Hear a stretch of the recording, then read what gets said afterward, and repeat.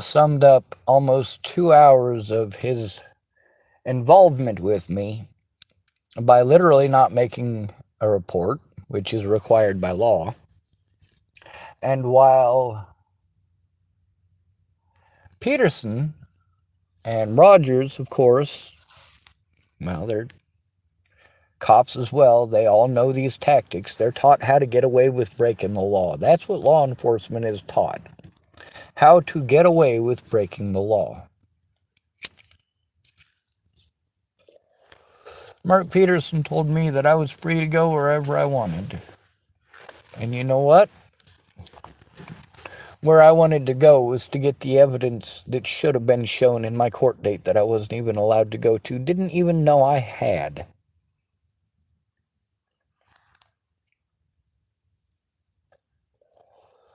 Now, Detective Peterson claimed that, well, him and Jai Rogers, they'd claimed that they had tried telling the media that I didn't kill Natalie and that they just wouldn't post it.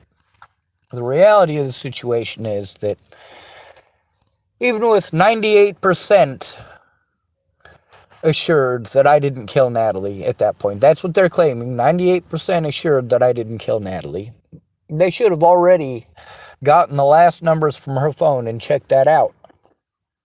By that point, they should have already done that. But they didn't. They didn't do that for over a month after Natalie was killed. And then they finally did their fucking jobs.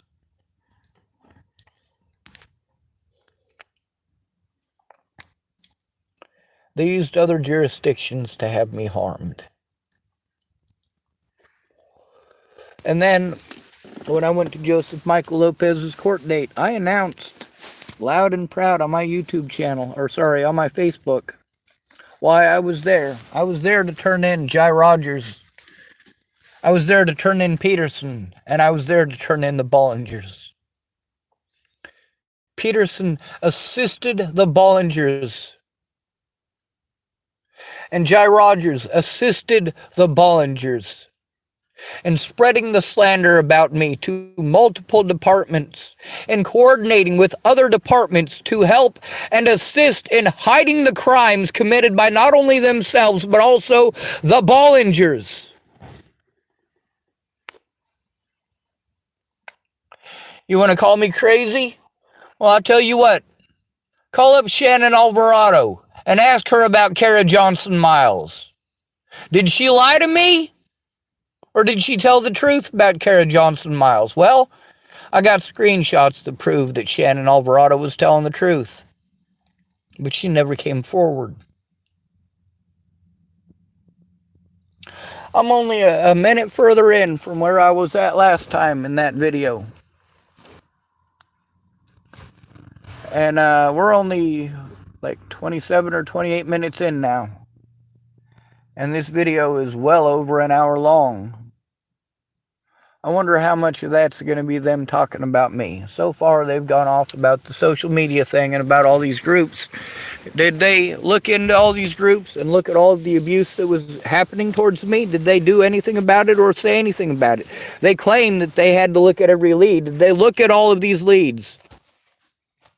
Did they? Did they look at any of the leads that I told them about? No, they were busy focusing on me. Well, they told me that I was cleared on the 29th of December. They never, ever announced that to the media like they claimed. And at least, well, out of their own voices, they're claiming things that are untrue, showing that they're lying pieces of shit.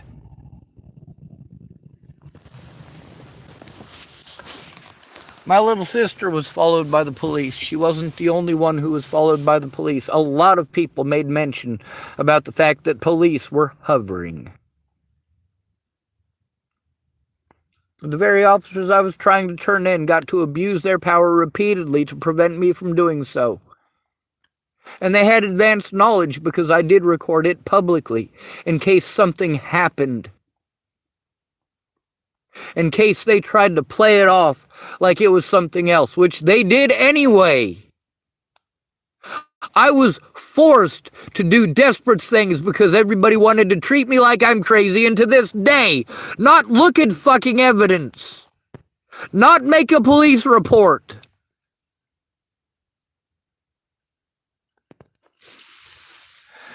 Now, you want to tell me that it's okay to lie to people? Not in this situation. It's not okay to lie in fucking court.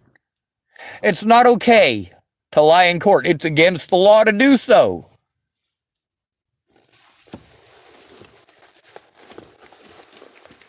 So lying in court, which many of these people did, and yes, I have evidence of it. I've posted evidence on YouTube and on Facebook for years.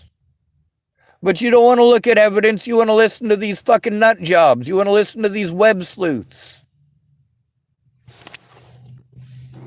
Listen to the fucking witnesses. Just because they were too cowardly to come forward doesn't mean that I was so stupid I didn't record it. These people, after promising that they were going to help me and betraying my trust and wasting my time, it was just entertainment to them. And then later on, they want to be angry that I'm speaking out about how they didn't do those things, about how they pretended like they were going to do things in a professional capacity they didn't. Katie Cahill claimed that she was going to defend me in court. She's not a fucking lawyer. And she never tried. There's also the fact that I never had her number or a way to contact her. With most of these people, there's no way to contact them. So they can pull whatever bullshit they want. How am I supposed to subpoena them to the fucking courts? No, these people played head games. And then after the fact, they want to pretend like they did the right thing. No, they tried to frame me for a fucking murder I didn't commit. Prior to that, they tried to frame me for sexual assaults that did not fucking happen.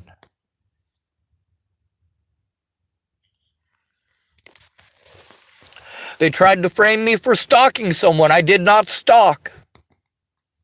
Now, the things that they used and manipulated to pretend that I was stalking them, there are witnesses that that was not the scenario and that was not the case. Natalie Bollinger claimed that she would meet me in Boulder. I was living at Ken and Leah's all the way in Inglewood at the time. I had to walk all the way to Miss Peach's house so that Miss Peach's could give me a ride to go meet Miss Natalie, who was supposed to meet me in Boulder. Miss Peach's can verify that and has verified it. But then again, just because it's on my YouTube, she didn't try to get it into the courts. She never once wrote a police report. She claims that she went in 3 different times to make a police report on her own. She also claims that she went in 3 times with me. No, she went in once when the 29th of December, and she went in a separate vehicle. She also went once to go talk to the Nebraska State Patrol, but she procrastinated until almost 4 o'clock at night.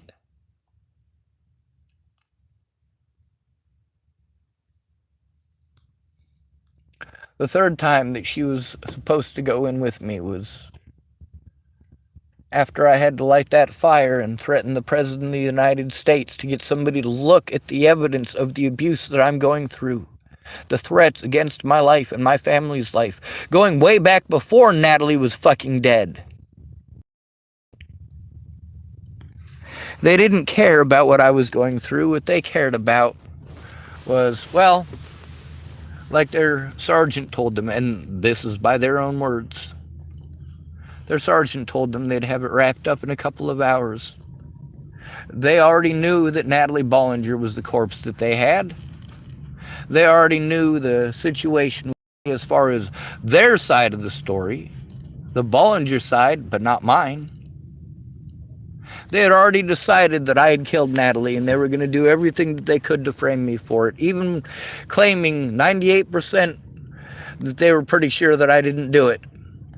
Even claiming 98%, that 2%, well, that shows that That was their motivation for not coming forward and telling people that I was cleared, as they had told me. They shouldn't have told me I was cleared if I wasn't.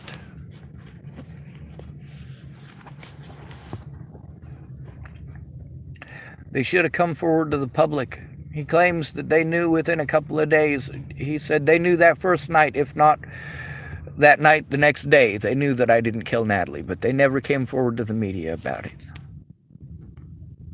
If they weren't able to find the actual killer, they still wanted to be able to have a scapegoat, and that's exactly what they've done. When they weren't able to peg her murder on me, well, they just pegged me as a violent fucking nut job. A violent, crazy person